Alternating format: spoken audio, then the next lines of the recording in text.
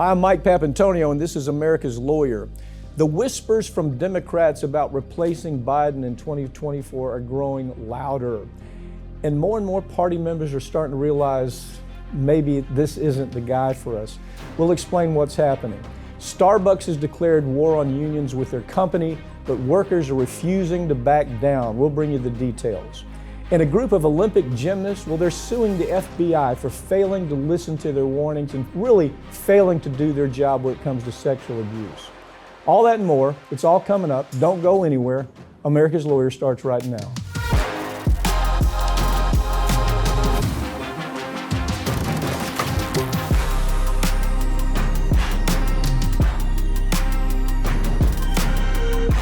Democrats are slowly starting to raise the alarm bells about President Biden's chances in 2024, and they desperately want someone else to run. Ring of Fire's Farron Cousins joins me to talk about this and many other issues. You followed it. I mean, I think when I started looking at everything, you were the first person I read or heard that started talking about, really? I mean, is this what we want? Now the New York Times and Washington Post and some of the mainstream kind of things that have always been there for them, they're starting to say, maybe not. Yeah, I mean, look, you and I had actually talked a couple weeks ago. There was a report that there were some whispers, in back rooms, we don't want Biden. But now those whispers are turning into very loud voices with members of Congress, strategists, party donors, and regular voters too saying, this guy's not going to win in 2024. No. He's going to bring us all down. Yeah. We have to do something. And when you think about it too, you've got 2 years. I mean, less than 2 years really to find a good replacement. Exactly. And the clock's ticking. Well, we should have started already. He needs to do what's best for the country. He needs to announce and say, I'm not going to run. He needs to clear the field and say, I'm not going to run because I'm going to be 82 years old when I run, and I'm going to be 86 if I finish my second term. It's just the right thing to do. So you have the Democrats now finally venting their frustration. They can't ignore it anymore. The Democrats that were so horrified to say anything critical because they were afraid it was going to hurt the Democratic Party. The Democratic Party is already hurt. Yeah. I mean, let's get. So now what we have is we have the public maybe that's driving the train. They're ignoring what Washington thinks, and they're saying maybe the public is driving the train. The New York Times is reacting to it. Washington Post, all the big newspapers with real journalism, reacting to it. Well, and another thing, too, is you got to look at what's happening over on the Republican side. Sure, Trump is still at the top, but there's cracks starting to form. And you have a lot of Republicans saying, look, we don't want a 78-year-old guy who's just going to be talking about his bitterness about 2020. So we look at Ron DeSantis. He's younger. He doesn't have the gray hair yet. He's still, a regular-looking guy. So they're flocking to him for the same reasons that Democrats are starting to get upset with Biden. And Trump needs to do the same thing. Trump needs to say, I'm not going to run. I'm going to cause all this chaos, but I'm not going to run. I mean, after these hearings, January 6th, there's so much there. Come on. The guy, he just needs to come out and say, look, I'm going to step aside. I'm going to be the person maybe that I can go around and help in the midterms, but I'm not going to run. Look, but what's happening with Biden right now is this: it's fear, it's disappointment, it's resentment to some degree. It's festering, and look, you can't ignore. You've got the disaster with gas prices. You got the disaster with inflation. You've got his gaffes. His gaffes that are now starting to create really a question of worldwide power structures. He's saying things that can start another war, or can start some type of conflict where they should. So all of this stuff is finally being talked about. These things I just read are all being talked about in the New York Times. Yeah. And they're saying this is the problem. It's not just physical, it's mental, and it is age. You just can't ignore the fact that he's going to be 82 years old when he runs. Well, and Biden has a perfect out as well. He could easily come out right now and say, listen, folks, my goal was to be your bridge president. We had 4 dark years of Donald Trump, and I came along, I wanted to pull us through from that. I'm the bridge, I'm not the vehicle, I'm not the driving force to take you into the future. I yield that to someone younger. I think somebody else in the party can come out and continue you on this path that I have put you on. There's very diplomatic and statesman-like ways to do this. He can still be an important part of the party. And he can save face, and it also kind of saves him from having to worry about, again, another election. It's a smart thing to do for him personally and for the party politically. I completely agree, Farron. And, you know, the most troubling criticism is that, look, you had the presidency, you had the House, you had the Senate, and you still couldn't do anything. And they're going to say, oh, but Manchin, oh, but you know, really? I mean, no, not oh, but Manchin. It takes leadership. And the guy just doesn't have the kind of respect that gets anything done. And he's got to come out and say, no, I'm not going to run. He can't be selfish about this. And nevertheless, today, the White House says, yeah, he's going to run. Democrats in Congress are getting sick and tired of Biden's inaction, and they realize that it's going to cost them big in November. I mean, you know, the writing is all over, isn't it? It is. And, you know, this is kind of a continuation. Obviously, we talked about some of the other big issues that Biden is facing, you know, personally, professionally. But now it comes down to, what are you doing right now? Mm-hmm. We are facing multiple crises on several different fronts. We've got foreign policy disasters. We have domestic policy disasters, inflation, still going through a baby formula shortage that, you know, everybody seems to have stopped talking about, massive gun violence epidemic. All of these things laying right on his desk. And now you have Democrats in Congress pounding their hands saying, what are you doing? Mm-hmm. And the answer, of course, is nothing, because he wants to yield to Congress. Congress says, look, we're gridlocked. You've got to start with that executive order pen immediately. They're like, the leadership is like a ship stuck in mud. Really, that's the best description that I've heard about it. And as you look forward, I mean, it's not just gas, it's just not inflation, it's not just lack of trust. You know, it's not just those things. It is the idea that between now and November, he's going to have other problems on his desk. He can solve maybe one or two, but he can't solve everything that's coming at him. There's just too much coming at him. Everything from the supply chain to you name it. Every day there's a new gaffe. There's the media talking about something stupid he said somewhere around the world. And those things just add up. So right now we've got the latest prediction, if you're following it, the latest predictions is the Ukraine is going to turn into one of those big mud puddles for him. What is your take on that? I agree 100% on that. I think we're watching a very unfortunate situation unfold in Ukraine. I think that's kind of the best way to say it. There's no real clear strategy, I think, from the U.S. standpoint right now. We're just feeding them all these weapons. We have to change course on this, because obviously the parties involved are not. Mm-hmm. And we're just going to keep bleeding our own money as we tell citizens, hey, sorry you can't afford things at the grocery store. Yeah. Sorry you're still dealing with COVID, but we got to send more weapons. That's what's happening already. You see, that's what's happening. How dare you, pay the weapons industry $40 billion and send it to Ukraine, when there's not stuff on our shelves in some parts of the country. We're paying, outrageous amounts for gas. In California, $9 a gallon. We've got inflation, we've got recession, and now Ukraine. And so, the point is, he's got to have a plan. And if that plan, he doesn't have a plan by November, it's just going to be another brick in the wall, isn't it? Well, it is. And, there are very simple things he can do. The student loan debt crisis is a humongous one. Everybody's been, pounding their hands for a year and a half now saying, you can issue an executive order and end it all. Mm-hmm. You can do that very easily, and he still won't even do that. He won't take the easy victory in front of him. He needs nobody else to do it. You actually have groups that have drafted executive orders and said, here, use this as your blueprint. Go sign it. And he just won't do it. Most of the time, if you look at it, it's because it's going to offend Wall Street or it's going to offend corporate America. That's where you get the term corporate Democrat. That's what we're looking at right here, corporate Democrat.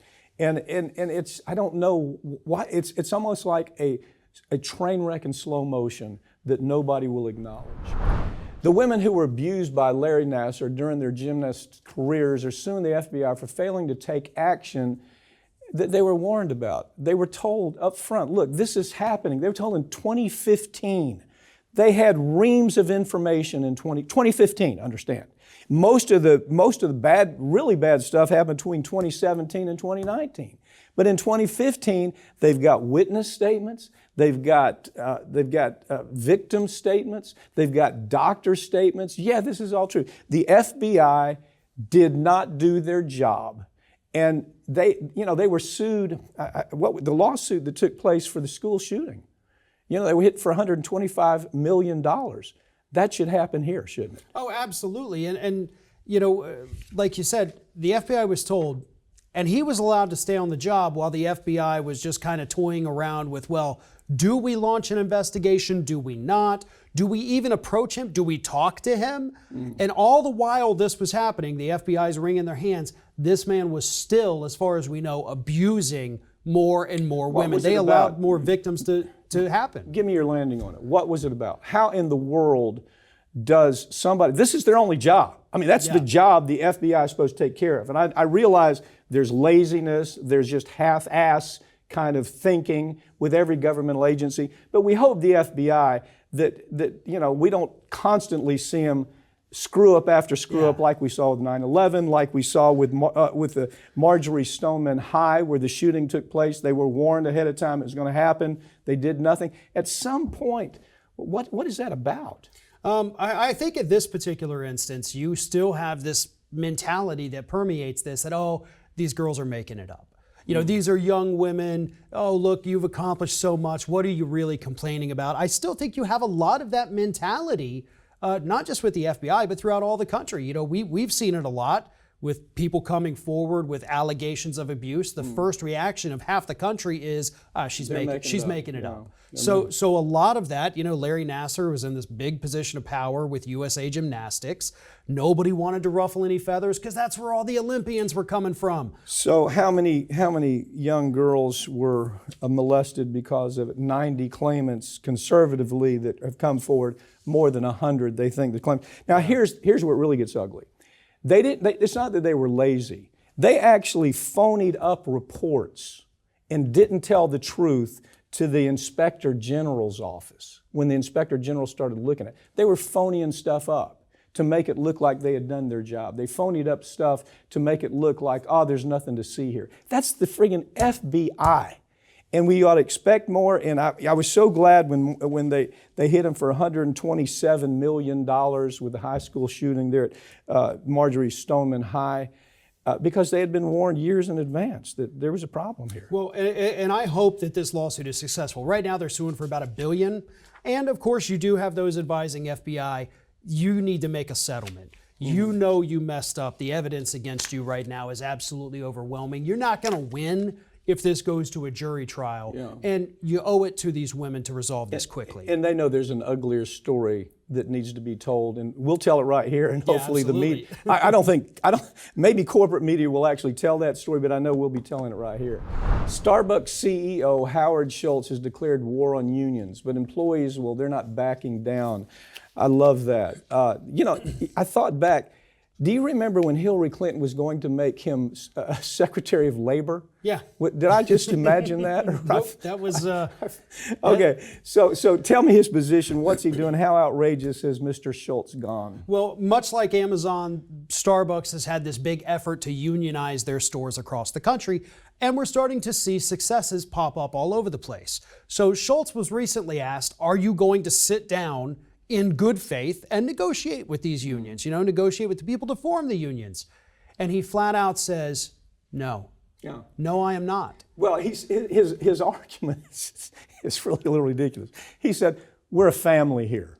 We're a family. This is the Starbucks family. These people working here, we're just one big family that gets along. And if you allow these union types to come in here, they're going to distort the process to where there's going to be a customer experience that's bad. Our employees are going to actually be unhappy in the long run.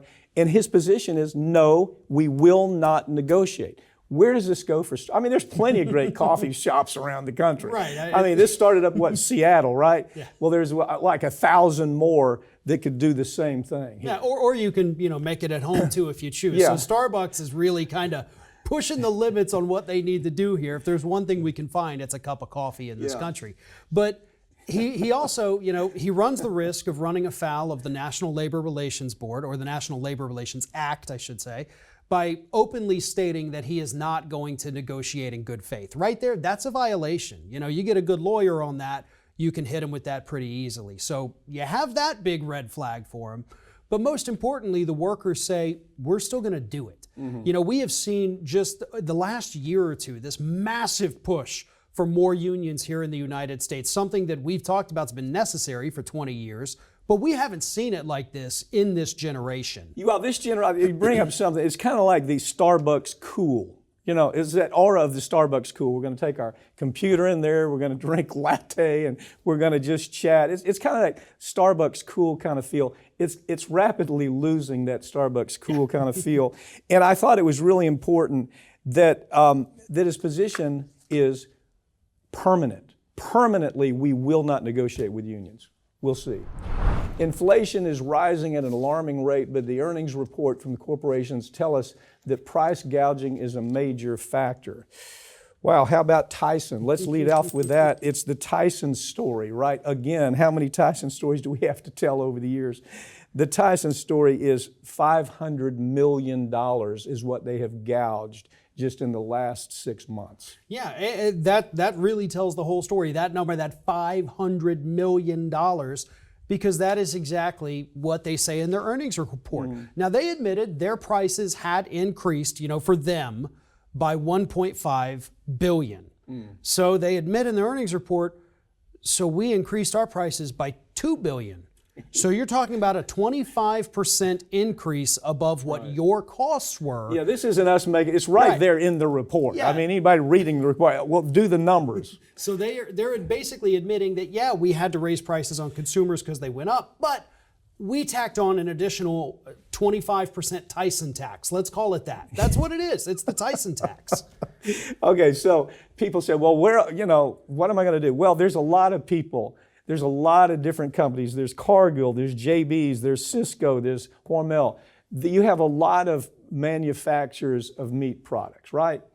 And so you have to make the decision to say, well, first of all, in the cost of groceries, meat is the number one cost. So don't you say, well, I either go talk to this store and I tell them, I don't want that, I want some alternatives, or you go somewhere else. I mean, it takes some action on your part to say this is wrong. It really does. And you know, another good option too is for people to go try to find a local butcher shop. They're hard to find in some areas, but if you look hard enough, you're going to find one, or at least, you know, a grocery store that has their own actual meat counter where they're packaging and breaking it down.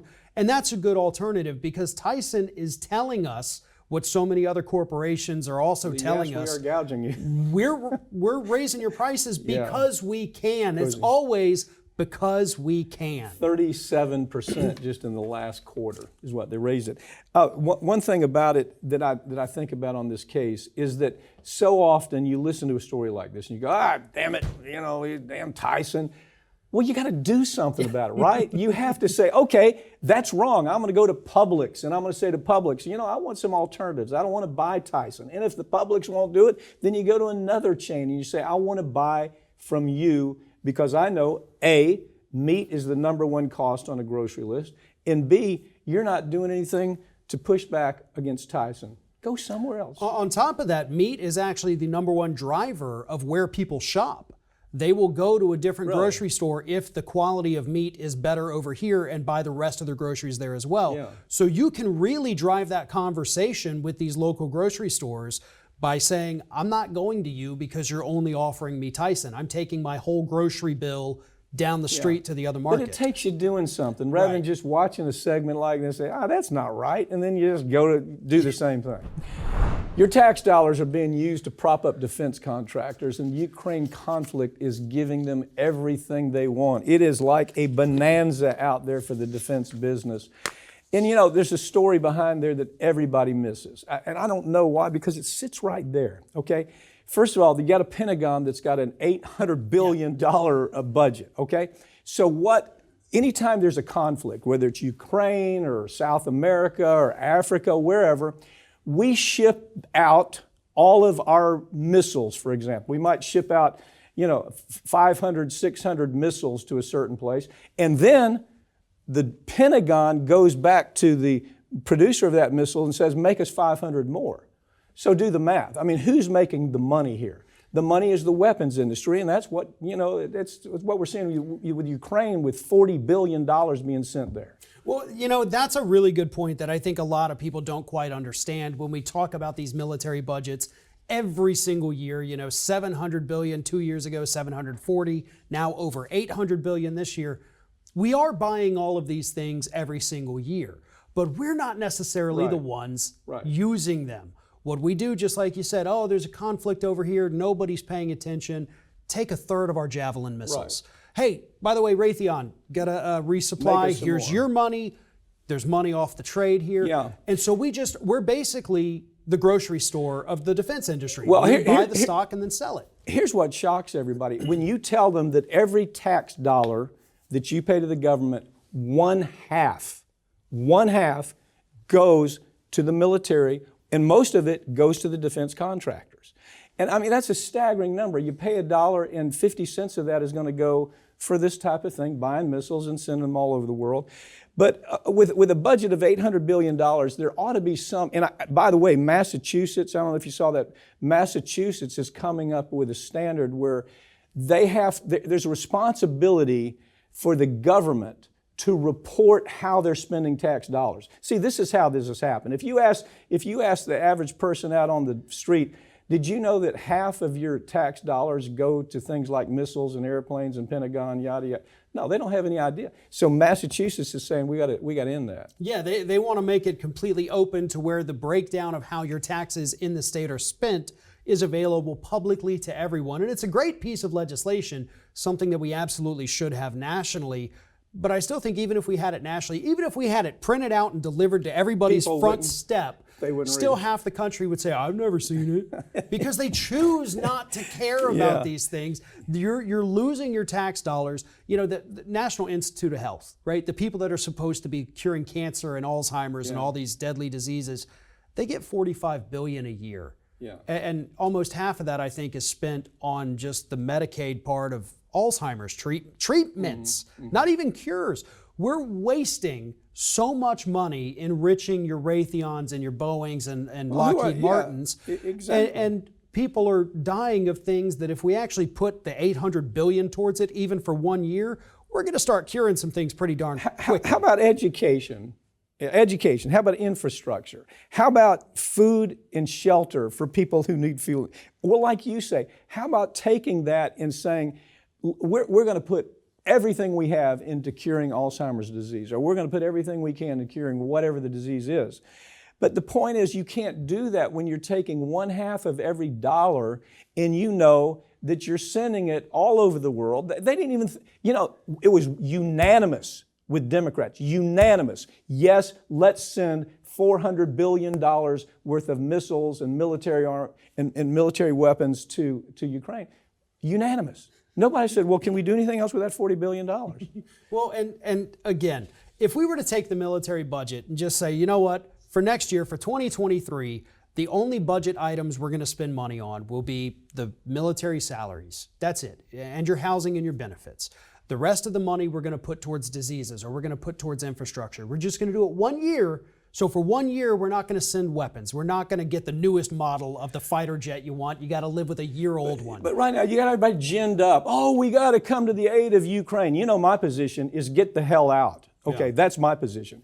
But there's people that they don't buy into the idea that sending $40 billion is just one incident. I mean, we do this all the time.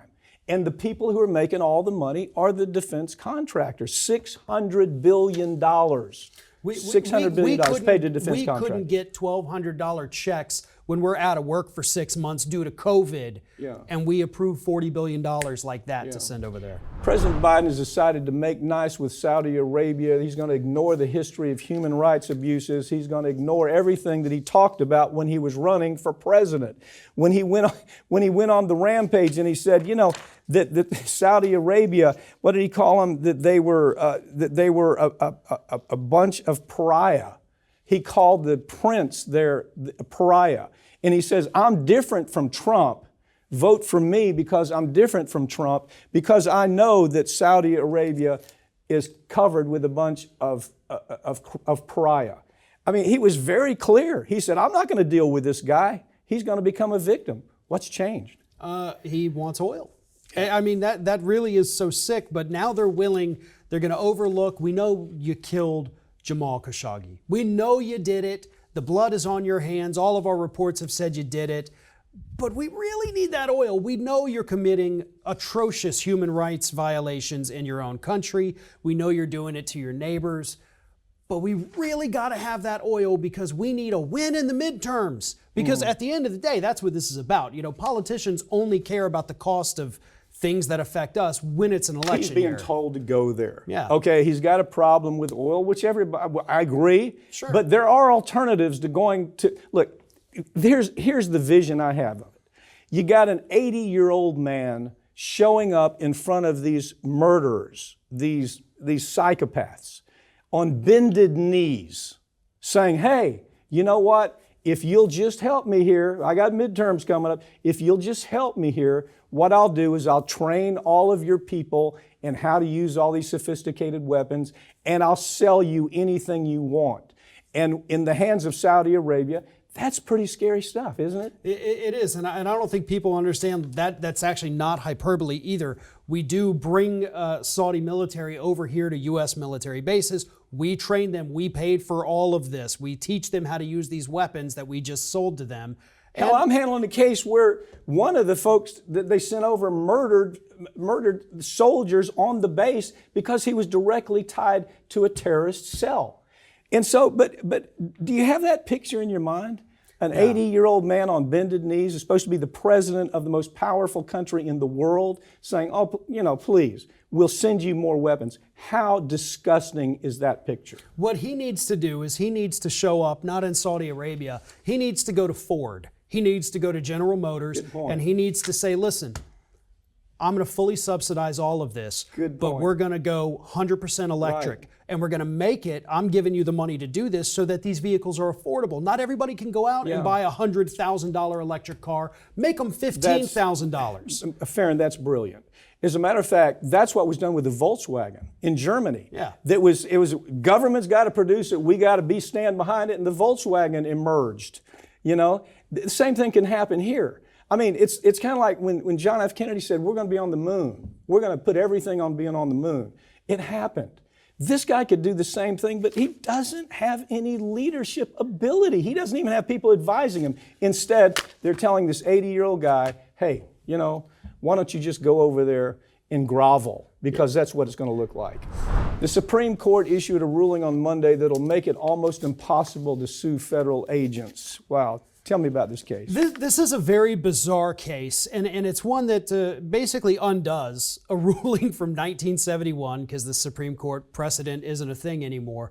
But it says, listen, if you have these FBI agents or whatever federal agents it is that violate your Fourth Amendment rights, you know, illegal searches and seizures, you can't go after them anymore. Instead, what you're going to have to do is you're going to have to sue the U.S. government instead. So instead of taking an individual agent who acted, you know, in a rogue manner and holding them accountable, you now, little average claimant, have to go up against the power of the United States Department of Justice.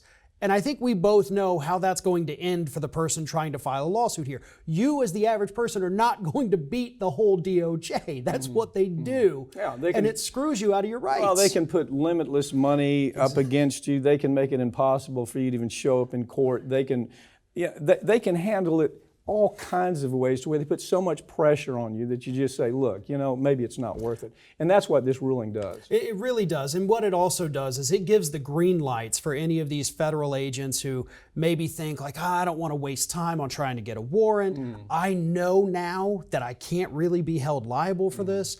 I'm going to go ahead and do this. We're going to violate your constitutional rights because you can't do anything. I can get away with it. It's the same thing we see with police officers with qualified immunity. Yeah. This is basically just expanding it to the feds. Here's the ticket to go be a bad cop. That's what it is. Go be a bad cop. You have our blessings. Thank you for joining me this week, Farron. Thank you. That's all for this week, but all these segments are going to be available this coming week right here on this channel, and you can follow us on Twitter at America's Lawyer. I'm Mike Papantonio, and this has been America's Lawyer, where we tell you the stories that corporate media won't tell you because their advertisers won't let them, or because their political connections just don't allow for it. We'll see you next time.